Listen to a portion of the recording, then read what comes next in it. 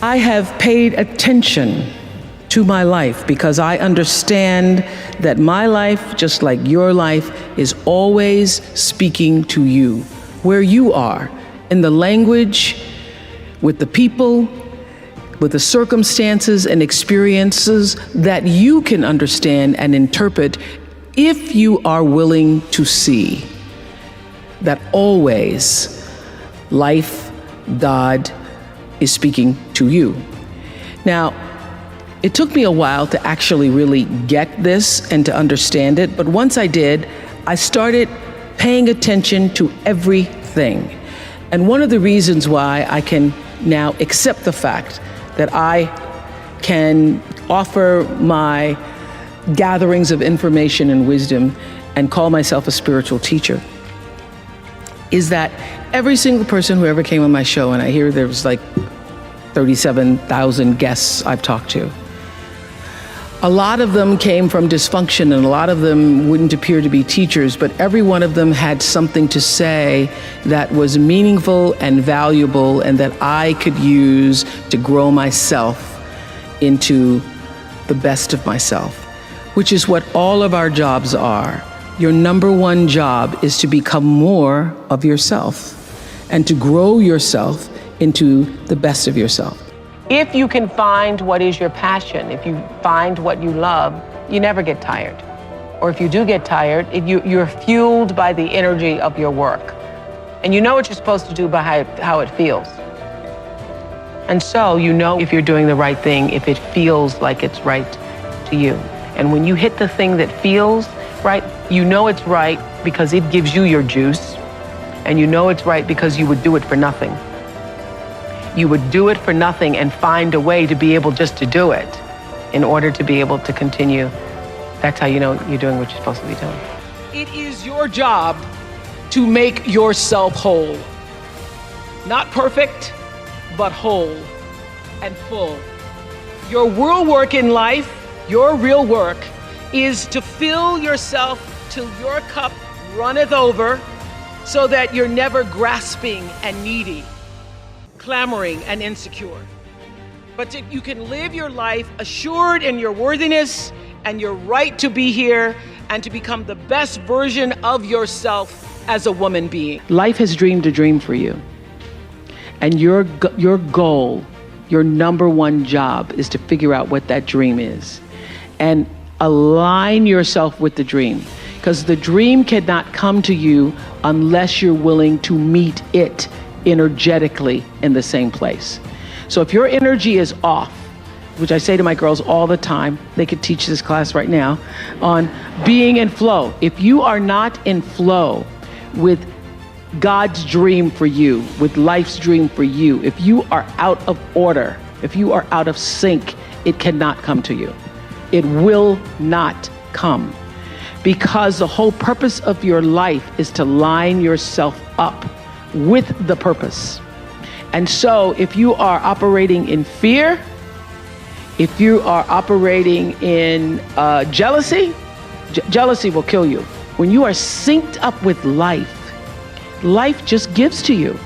It opens doors, it creates experiences, it allows you to meet people, things show up you never thought were gonna show up, and you are doing what is the purpose of your soul being. I started the magazine. They said, you will not see a profit for at least the next 5 years, and we were profitable the first month, the second month, and have been since. And so I thought, oh, okay, those predictions, that is not really true. I had no idea how difficult it would be. However, I am really, there's an old spiritual that says, wouldn't take nothing from a journey. Now, I really was speaking to Stedman this morning. He was saying, it's a good thing that you went through that because you were living on the mountaintop for the past 25 years. You created this machine of the Oprah show that it just felt like walking into, okay, here we go. So no struggle, it had become easy for me to do. So to be in a position to build from scratch this network and to go through everybody thinking it was going to fail. And there were days when I had doubts myself, like, I had to force myself to actually practice what I had preached for years about going inside, staying with the vision, having every step move you in the direction of the vision and trusting that, building the right team. It was difficult for some days. Everybody has a different talent. And the reason we're all so messed up is because you're looking at everybody else's talent and wishing you had some of their talent. All the energy that you spend thinking about, wishing about, being jealous of, envious of anybody else is energy that you're not only putting out is going to come back to you negatively, but you're taking that away from you. All your energy should be forced on, what do I have to offer? What do I have to give? How can I be used in service? Because Dr. King's message of not everybody can be famous, but everybody can be great, because greatness is determined by service. And there is not a job in here that you can do that you don't switch the paradigm to service and not make that job more fulfilling. I don't care what the job is. If you say, I'm a singer, I'm a dancer, I'm an artist, I'm a teacher, I'm a nurse, I'm a doctor, I'm a janitor, I'm a clerk, if you say, if I look at this from, how do I use this in service to something bigger than myself? It no longer becomes a job. It becomes an offering to the world. This is the beauty of my life. There's not a thing that happens to me that I don't look at it as a teaching, learning experience. And so whenever I'm going into any kind of crisis, I've said this many times before, I'm always looking for what is this here to teach me. Reading is the strongest signal for success in the future that I've ever seen. It is the strongest. I got my first job in radio when I was 16 years old, because I've been broadcasting since I was 16 years old. But my first job I got because I was a great reader. When you are a great reader, you can articulate and speak and command the English language in ways that other people cannot. And people think you're a lot smarter than you are, lots of times. Have you ever met a person who was a great reader when they were young who was not successful? Never. It is the absolute best foundation ever in life. The first law is the third law of motion in physics, which says for every action, there's an equal and opposite reaction. And we showed that very beautifully in The Color Purple, when Miss Seeley says to Mr., everything you even try to do to me is already done to you. That is not just a rhetorical saying, that is law. That is Newton's third law of motion in physics, which says everything that goes out is coming back. It's just like everything that goes up is coming down, may take it a long time to come down, is coming down. Everything that goes out is coming back, it's coming back. So, to answer the power of manifestation and meditation, what meditation does is sync you up with the source.